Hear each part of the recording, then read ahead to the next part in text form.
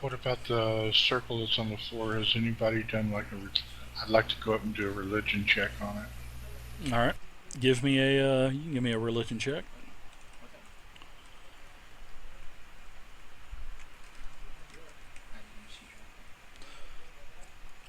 Feel free to get involved with the game as well, guys. Don't I'm reading don't over my be character sheet. don't be shy. Yeah, and well, also last thing about the character sheet, there's macros already on the character sheet itself. If you haven't played, so you can just click on your token, and the token macro bar will pop up top left hand corner, and they're basically two pop up query questions, and it asks you how many dice you want to roll. So if you're doing an attack and you hit the 20 sided macro, you just hit 1 for the first question, and then the second would be your total modifier, which the modifier is on your character sheet next to the weapon. So, alright, so Sandman, you had a 26 religion check, and you're able to determine that this is a symbol of Zahir. And you can identify that this symbol painted on the floor represents the deity Zahir. And also, there's other runic symbols explaining that Tal Lorvas is the devoted follower of that evil deity, and he is the one that created this rune. And who Tal Lorvas is, he is basically the tiefling that has found this ancient tomb, and he is trying to resurrect the old ancient Tiefling Empress of the fallen city. And that's basically the symbols go into basically explaining on how he's doing the ritual, and that the ritual is in another larger room.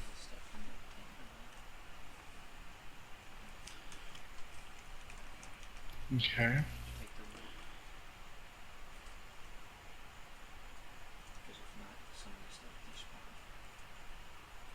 There's also a source of necrotic energy coming from this symbol as well that you're able to determine with your religion check.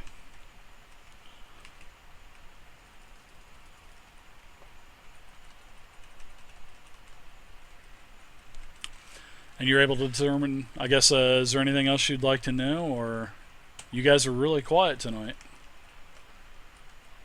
I keep forgetting I have push to talk on.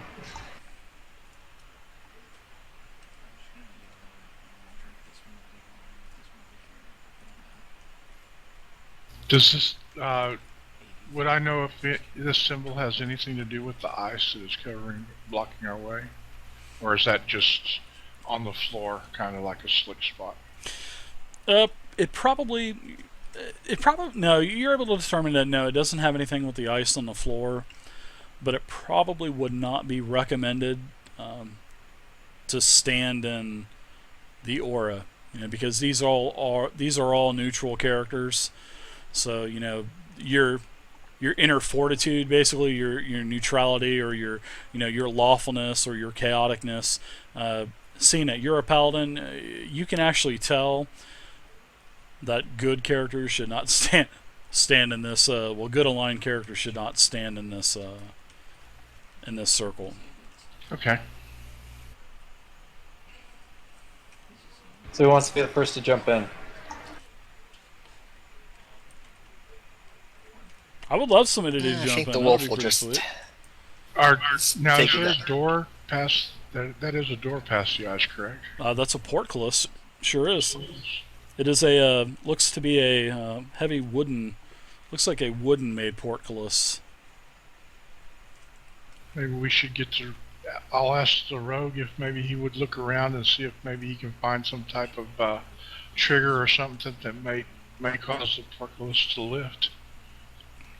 Hack is going to hack on some ice to see if I make any effect. You smash it a few times, Rack, and you're able to chip some of the ice off, and then it melts whenever it reaches the other part of the floor. But it doesn't look like it has any kind of magical energy or anything like that. You don't see any kind of magical effects. Well, I'll just put it that way. You don't see any kind of magical disturbance whenever you do chop at the ice with your axe. Well, I'm going to start chopping. Okay, so somebody asked me to check around the room. Would you like a perception or a dungeoneering check? Because I'll do that. If you're checking for traps, you can just do a perception check.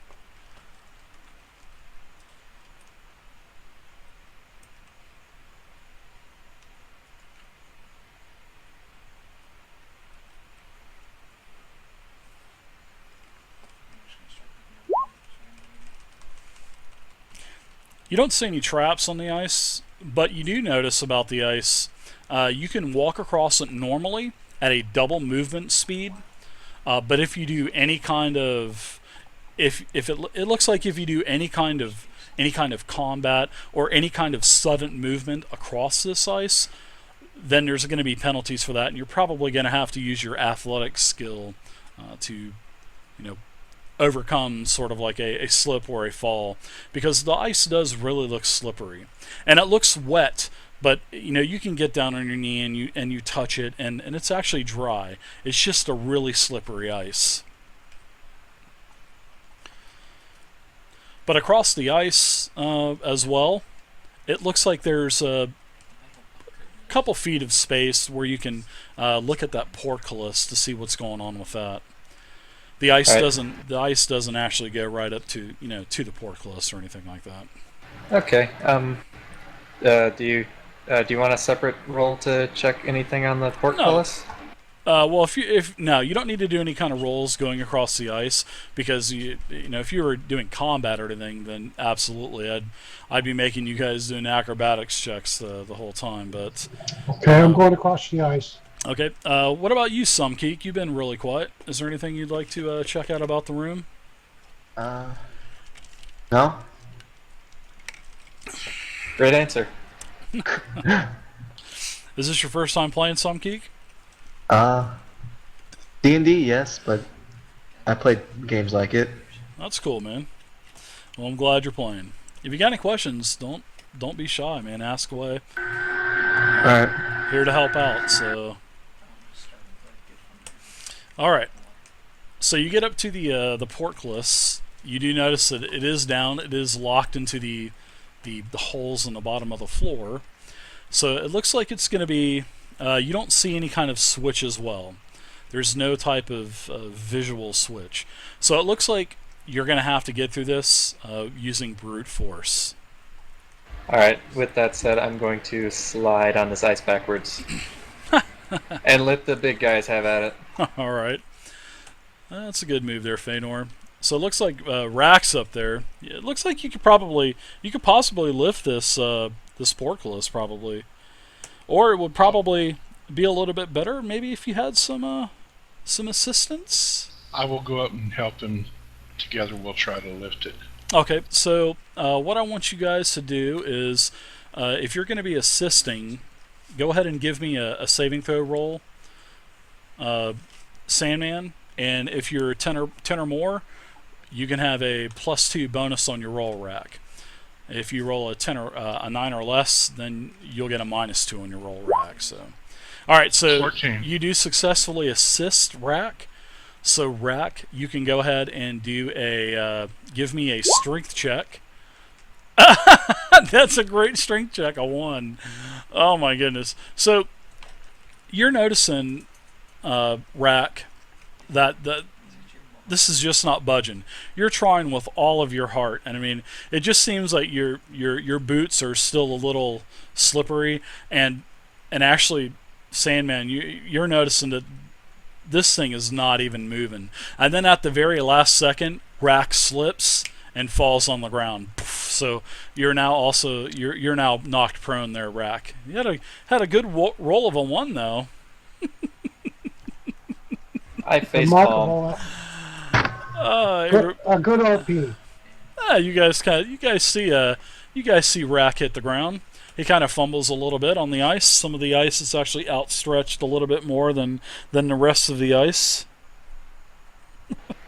Just for an extra chance on the ice, I'm going to go ahead and slide up to Frack and say, "Need a hand there, buddy?" Eh? Rothwine says, "All heart and no muscle, Gim." Say that in person. Thanks, bud.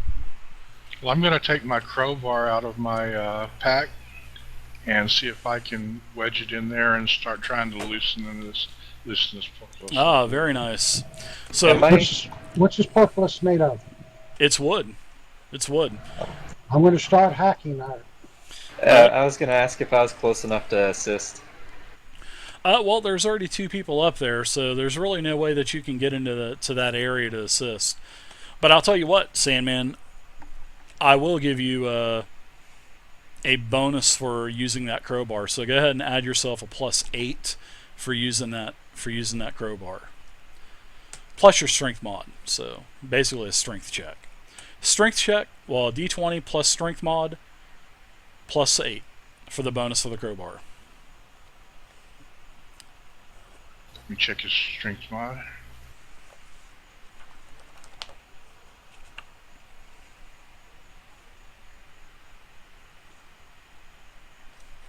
Oh, guys, don't forget to vote.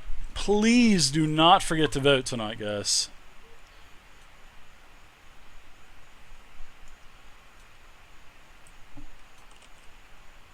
Vote, vote, vote, guys, on what game you guys want to see. Hey, what's up, guy? 22.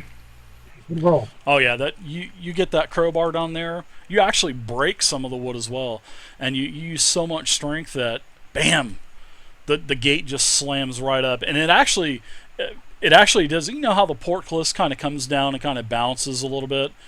You actually slam that door so far up into the roof that it doesn't even budge. It looks like it's caught now.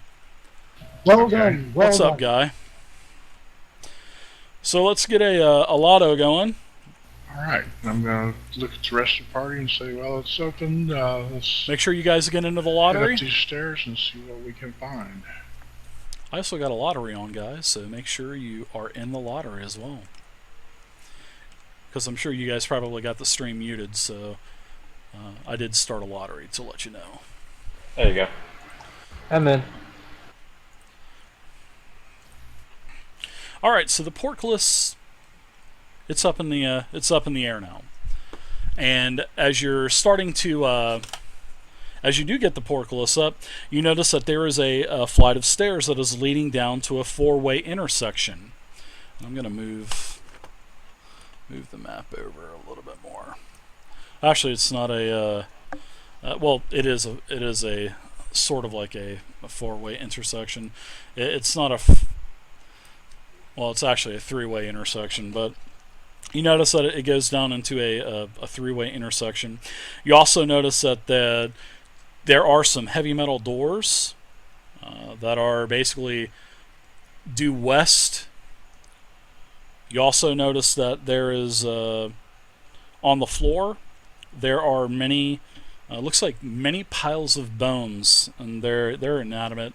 Lots of skulls, lots of femurs, lots of arms, legs, all kinds of bones. Just some little piles as you start to descend down the stairs into the hallway. Hey guys, we're going to get boned. No, Wonderful. Not again. no, not yet. All these bones are inanimate. So Okay, I'm going to take and put my crowbar back into my backpack and pull out my bastard sword. okay. I would like to equip my short bow and let the big guys go first. I'm gonna look at the vote. I will also How is the equip voting my going? longbow. Wow, holy crap! Star Wars: Edge of Empires Tugging got out my scimitar. 15 votes. Castles and Crusades at 7. 13th Age at 3. Savage World is at 2. Numenera at 2. And Deadlands at a goose egg. Take out my blade. Alright, so what are you guys doing? You guys are just kind of hanging out here at the top of the stairs, I see. I'm waiting for somebody to go ahead. I pulled out my bow for a reason. Okay, here we go. You're the rogue, right? Aren't you the rogue? Why do you think I pulled out my bow? Okay, well, I will start down the stairs, taking it slow and easy. Slow and easy. That's what she said. Slow and easy. I guess I'll follow close behind. Why not? I'm not going to touch that one, Dave.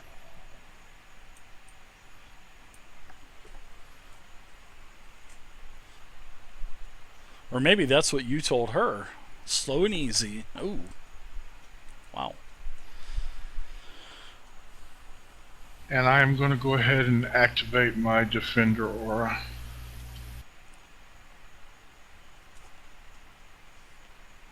And watch, all this preparation is for nothing. Wouldn't that be awesome?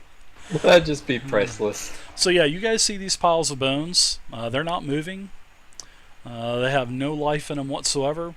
There is a door to the west, and it actually kind of blends into the wall. And then there's the looks like there's a large room that actually is shedding light out into the hallway as you guys approach. I guess I'll be the first to peek around the corner. All right, so as you peek around the corner, you notice that this is a large room that spreads out into darkness to the north. You also notice that there are, on each side, you notice that there are two large golden braziers blazing with a crackling fire in each of them. You also notice that the fire, that it is shedding dim light into the chamber, revealing what you can see. There's some skeletal remains scattered on the floor in this room as well. That's what it looks like. You're pretty confident that it is. And also you can see that there is a huge shadowy figure, probably another hulking zombie, which actually this zombie you noticed, Mistiv, is much, much larger than the other hulking zombies that you encountered just minutes prior. Well, I would say just several hours prior to you taking your rest. And it is starting to encroach out of the darkness, and it looks like it is going to attack you. Stone, earth, and mud. So here we go. We're at the next. This is the last battle of the adventure. So let's go ahead and everyone target your token, and let's roll some initiatives.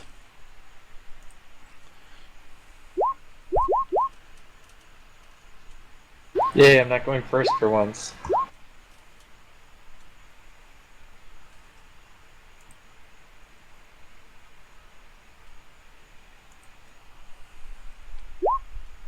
But I noticed that I'm on the top of the list. Yeah, and we know what you're gonna do. Say goodbye to Snots. I'm not sure he's gonna last very long. I don't know. He might. He's been actually doing quite well with Snots. It's not like the first time that he ever played it. I mean, hell, when he first started playing the druid, he'd send the pet right in and just get killed in the first round every time. He's pretty smart with him now. As long as we're not having that thing die first round, I'm fine. Yeah. So you notice that this huge Hulk-like type of figure is large. So it is literally taking up 4 squares. It's got a reach, I assume. Yeah, usually all large creatures usually have a reach of 2. So. Oh, that is going to make things very difficult. Thank God I grabbed my bow. That's the whole point. I'm here to make it difficult for you, Wolf. I always wake up every day and I say, how can I make Wolf's D&D gaming experience as miserable as I can make it?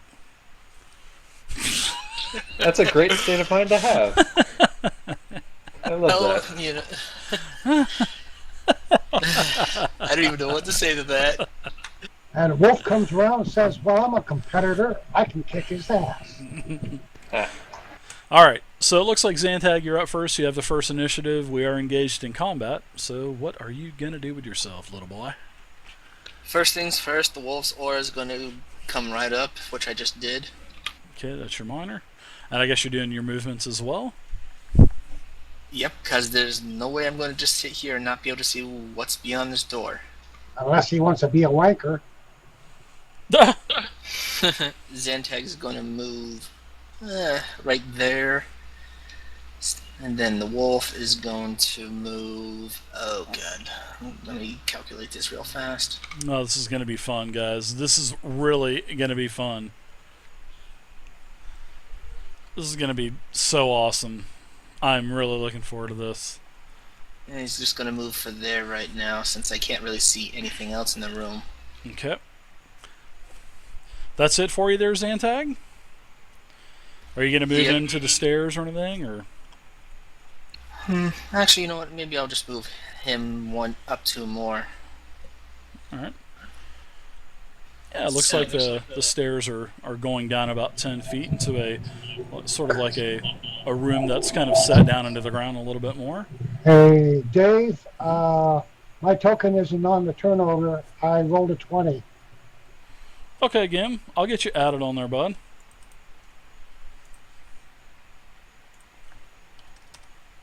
I Yeah, seriously man. still can't see a whole lot, but I'm going to assume the back of the room is very dark. It is just like the description of the room that I gave you. The light does fade into darkness towards the northern end of the room. Now there are some features in this room as well, if you would like to know. Basically, I'll cover the illumination.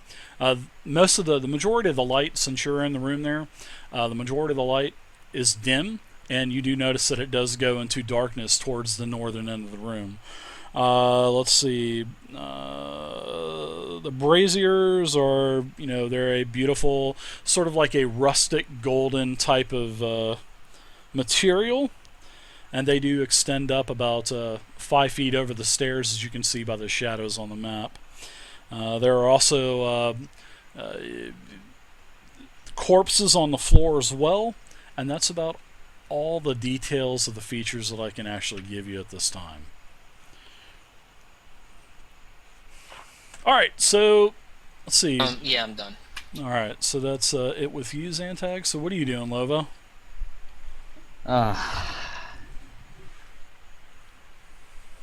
Make sure you guys Probably get gonna into move, the... start off by moving a couple squares forward.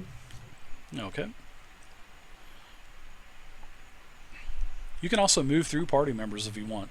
You just can't, just in case you didn't know, you just can't stop in the same square as someone. Okay, so is that good?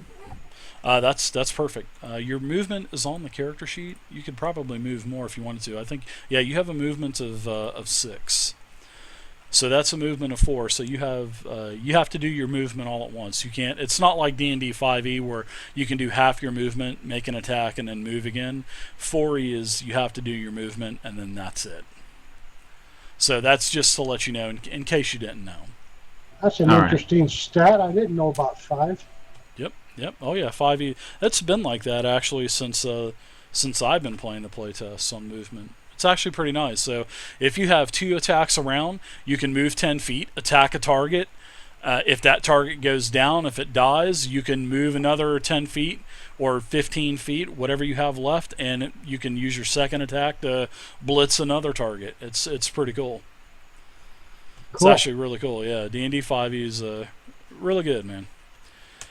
All right, so I see you move 4.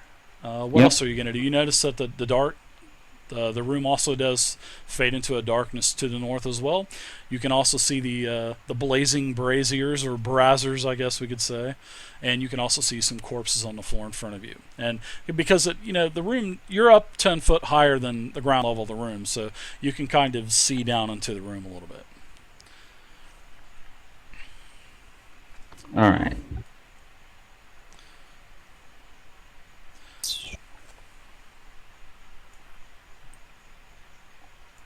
Okay, I'm going to start off by using Aspect of the Regal Lion,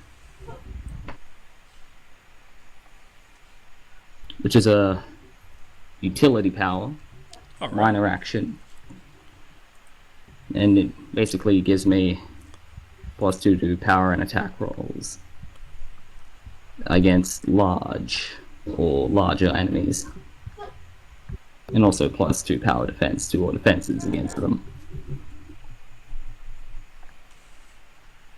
And I will leave it at that. Yeah, you can definitely see a large creature, a large shadow. It looks like it's starting to. It looks like it will appear out of the shadows, probably on its turn. So. So yeah, I'll leave it at that. In my turn there. All right. So Rack, what are you doing, Rack? So Rack, what are you doing, Rack? That was not proper English grammar.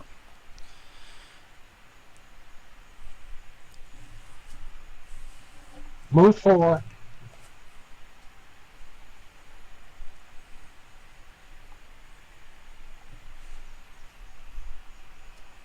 Just 4 squares. Okay.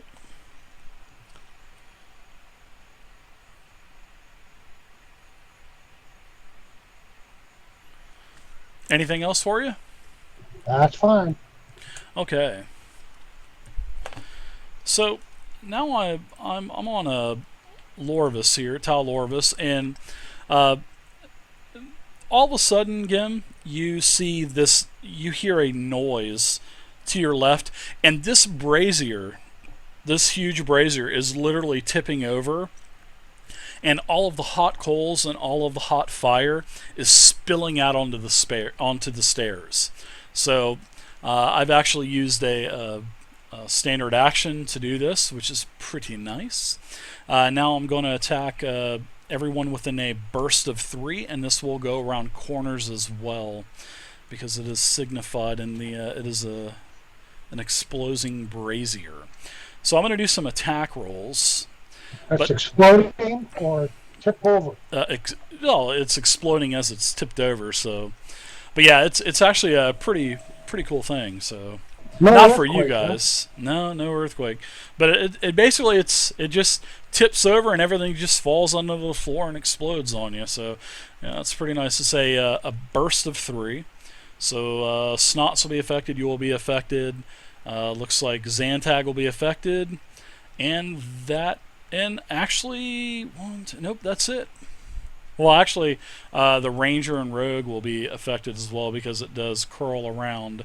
So they are 3 squares as well. This being 1 square, this being the next square, and this being the third and final square, as the explosion does wrap around the corner. So Stairs go up or down? the stairs do go up. Okay. Do a couple of attack rolls actually. Snots is a 22 versus Reflex. That's gonna hit him. So Snots is going to take 14 damage. Rack, I got 14. you got a 14 Reflex? Yep. Damn. I hit you with a 16 Reflex. You will take